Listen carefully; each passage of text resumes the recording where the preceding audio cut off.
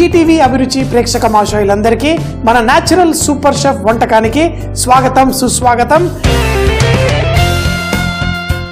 ఈరోజు మన పాకశాస్త్ర గ్రంథంలో మీకోసం ఏ వంట దాగి ఉందో చూద్దామా?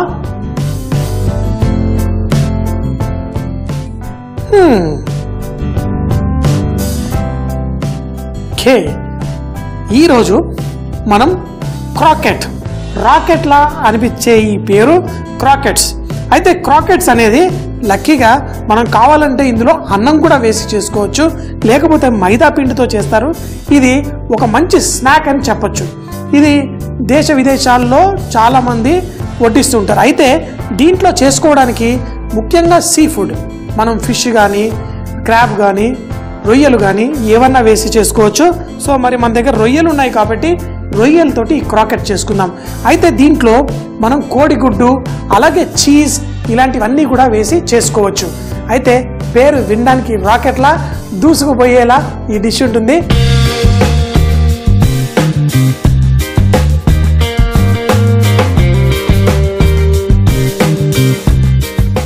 క్రాకెట్ మన దేశపు వంట కాదు, విదేశీ వంట, కానీ స్నాక్ రూపంలో చక్కగా తిని ఎంజాయ్ చేయొచ్చు. ఈ స్నాక్ ఎలా చేస్తారో చూద్దాం. వెన్న తీసుకొని కొంచెం మైదా పిండిని కుక్ చేసుకుందాం. అయితే మరి మనం ఏదన్నా కట్లెట్లు అవి చేయాలంటే ఏం వాడతాం? బంగాళదుంపని చక్కగా ఉడికించి దాన్ని చేసి దాంట్లో వేరే కూరగాయలు కొంచెం వేసి కట్లెట్లు చేసుకుంటాం. ఈరోజు మనం రొయ్యలు అది కూడా కోడిగుడ్డుతో మనం కట్లెట్ చేసుకుంటున్నాం. బంగాళదుంప కాకుండా దీంట్లో మనం కావాలంటే ఉడకపెట్టిన అన్నాన్ని కూడా వేసుకోవచ్చు, మైదా పిండితోటి కూడా ఇది చేసుకోవచ్చు. అయితే ఈరోజు రెండు వేసి చేసుకుందాం. అందులో వెన్న మెల్ట్ అయిన తర్వాత దీంట్లో మనం కొంచెం మైదా పిండి వేసి దీన్ని చక్కగా ఈ విధంగా కుక్ చేసుకుందాం. దీన్ని రూ అంటారు.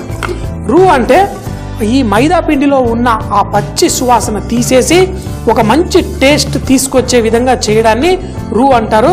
కేవలం వెన్న మైదా పిండే మనం కుక్ చేసుకుందాం. కింద బ్రౌన్ అవ్వకుండా చక్కగా అదే కలర్ మెయింటైన్ చేసుకుంటూ చేస్తే దీన్ని బ్లాండ్ రూ అంటారు, అంటే తెల్లగా ఉన్న రూ. ఈ మైదా పిండిని ఇలా కొంచెం ఓపిక్గా మనం కలిపేసుకుందాం. ఇది కరుగుతున్నట్టు ఉంటుంది, కుక్ అవుతున్నట్టు ఉంటుంది. దీన్ని ఇలా స్లోగా మనం ఆ పచ్చి వాసన పోయి ఈ మైదా పిండిలో నుంచి ఒక మంచి సువాసన వచ్చేంత వరకు మనం కుక్ చేసుకోవాలి. మరి ఈ కోడిగుడ్లను కూడా సగంగా కట్ చేసి ఇందులో కోడిగుడ్డులోని పచ్చ సొన లేకుండా ఈ తెల్ల భాగాన్ని మనం కట్ చేసేసుకుందాం. ఇప్పుడు చూడండి, కుక్ అవుతూ ఉన్నప్పుడు కొంచెం సేపు అయిన తర్వాత ఇది కోయా ముద్దలా తయారవుతుంది. మరి ఇలాగే చేసేసి కోయాలో కలిపేసి వాళ్ళు మనకి కల్తీ చేసి అమ్మేస్తూ ఉంటారు. ఈ మైదా పిండి కుక్ అవుతుంది కదా, దీంట్లో మనం పాలు పోసి కొంచెం కుక్ చేసుకోవాలి. ఇది చిక్కటి ముద్దలా తయారైపోతుంది. ఇప్పుడు దీన్ని ఒక ముద్దలాగా మనం చేసుకుంటూ కుక్ చేసుకుందాం.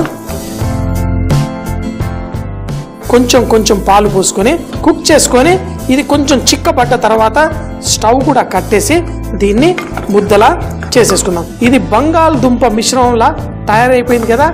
ఇలా మైదా పిండితోటి మనం కట్లెట్స్ చేసుకుంటాం. ఇప్పుడు ఈ కోడిగుడ్డు తెల్ల సొనని కూడా చాప్ చేసేసుకొని ఇందులో యాడ్ చేసుకోవచ్చు.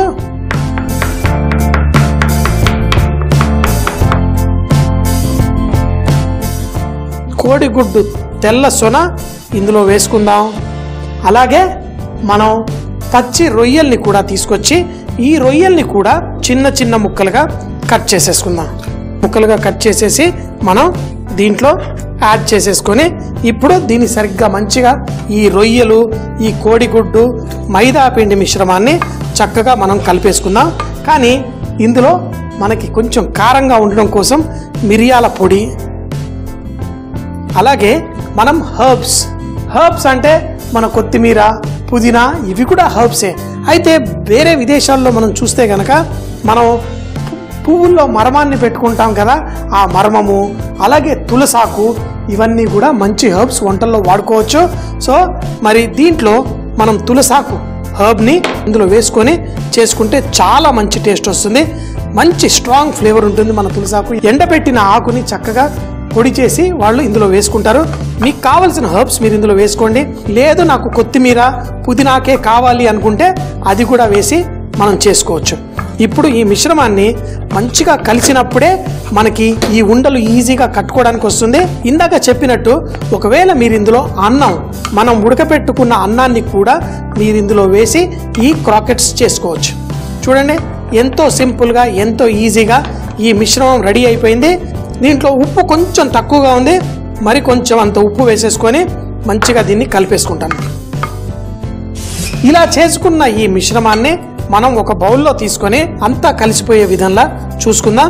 దీన్ని మనం చిట్టి చిట్టి ఉండల్లా చేసుకొని కోడిగుడ్డు ఇరక్కొట్టి అందులో కొంచెం నీళ్లు కూడా వేసి దాన్ని చక్కగా బీట్ చేసుకొని దీన్ని బ్రెడ్ క్రమ్స్, మార్కెట్లో దొరికే బ్రెడ్ని తీసుకొని మిక్సీ జార్లో వేసేసుకుంటే ఇలా పొడి పొడిగా అయిపోతుంది క్రాకెట్. దీంట్లో చక్కగా రొయ్యలు అన్నీ ఉన్నాయి.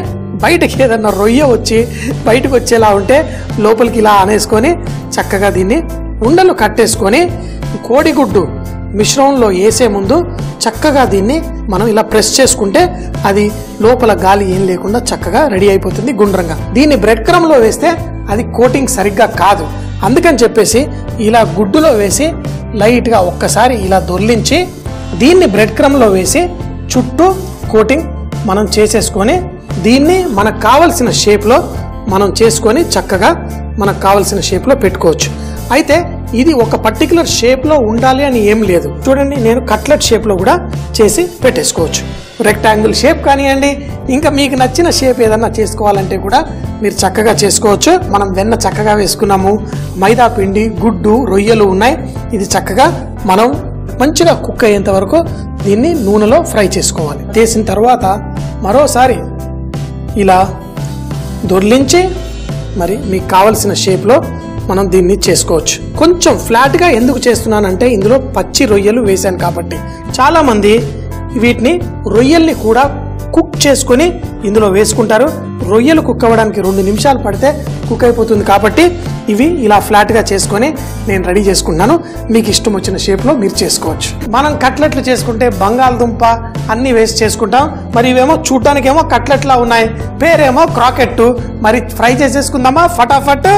మరి నూనెలో చక్కగా జాగ్రత్తగా మనకి చేతులు కాలకుండా కొంచెం ఇందులో వేసుకొని మనం ఫ్రై చేసుకుందాం. అయితే ఇలా వేసేటప్పుడు పైనుంచి వేసారనుకోండి మన మీద నూనె పడుతుంది, భయపడితే మనకి ఇంకా ఎక్కువ ప్రమాదం జరిగేట్టుంది.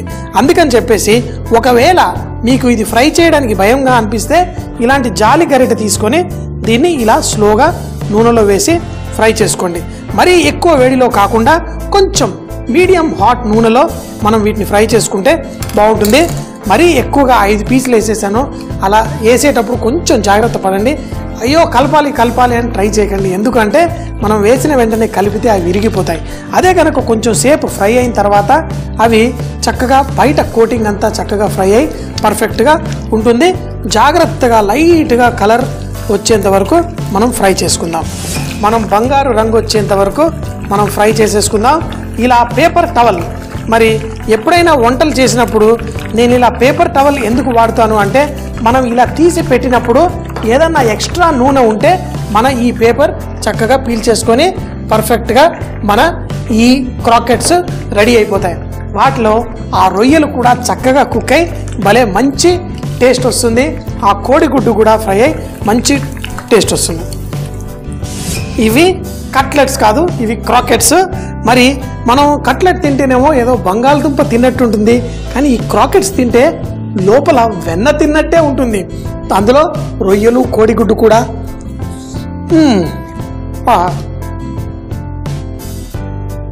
అయితే నోట్లో పెట్టుకోగానే ఇట్టే మెల్ట్ అయిపోతుంది. ఒకవేళ మీకు ఇలా ఉండలు కట్టడం రాలేకపోతే కనుక ఈ మిశ్రమంలో ఒక సగం కోడిగుడ్డు వేసేసి కలిపేసి మిశ్రమాన్ని తర్వాత కూడా మీరు వీటిని మన చూపించిన విధంగా ఈ క్రాకెట్స్ తయారు చేసుకోవచ్చు. సో మరి ఎంతో టేస్టీగా తింటుంటే ఇలా నోట్లో మెల్ట్ అయిపోతూ ఆ రొయ్యలు ఇది మంచి టేస్టీ ఉంది. మరి 5 స్టార్ హోటల్లోనే కాదు మీ ఇళ్లలో కూడా సూపర్ షెఫ్ వంటకాలు మీరు చేసుకోవచ్చు. మీ ఇంట్లో మీరే సూపర్ షెఫ్ అవ్వచ్చు. మనం వేసిన ఈ హర్బ్స్ కూడా మంచి టేస్ట్నిచ్చి ఆ మిరియాలు అక్కడక్కడ తాకుతూ భలే కమ్మగా ఉంది. మన ప్రోగ్రామ్ లో ఎప్పుడు చెప్తున్నట్టుగా మీరు బీ రిచ్ ఇన్ కుకింగ్, వంటల్లో శ్రీమంతులు అవ్వండి. ప్రతి బైట్ ని ఆస్వాదించి చక్కగా ఎంజాయ్ చేయండి. రొయ్యలు కోడిగుడ్డు క్రాకెట్ తయారు చేసుకోవడానికి ముందుగా స్టవ్ పై ప్యాన్ పెట్టుకుని వెన్న వేసి దాంట్లో మైదా పిండి కూడా వేసి చూపించిన విధంగా చక్కగా కలుపుకొని కుక్ చేయాలి. ఇలా మైదా పిండి కుక్ అవుతున్నప్పుడు దాంట్లో మనం పాలు కూడా పోసి చక్కగా బంగాళదుంప ముద్దలా తయారైన తరువాత దాంట్లో సన్నగా కట్ చేసుకున్న గుడ్ల ముక్కలు అలాగే రొయ్యల ముక్కల్ని కూడా అందులో వేసి మిరియాల పొడి, మిక్స్ హర్బ్స్, తగినంత ఉప్పు కూడా వేసి చక్కగా మిక్స్ చేసుకోవాలి. ఈ మిశ్రమాన్ని తీసి ఒక బౌల్లో పెట్టుకుని దాన్ని గుడ్డుతో కోటింగ్ చేసి తర్వాత బ్రెడ్ క్రమ్ తో కూడా కోటింగ్ చేసి వేడి నూనెలో ఫ్రై చేసుకోవాలి. ఈ ఫ్రై చేసుకున్న క్రాకెట్స్ ని మనం వేడి వేడిగా సాస్ తో కానీ తింటే చాలా బాగుంటుంది. చూసేశారు కదా ఈ రోజు వంటకాలు. మళ్ళీ రేపు ఇదే టైం కలుద్దాం. అప్పటిదాకా సీ యూ, బై బాయ్.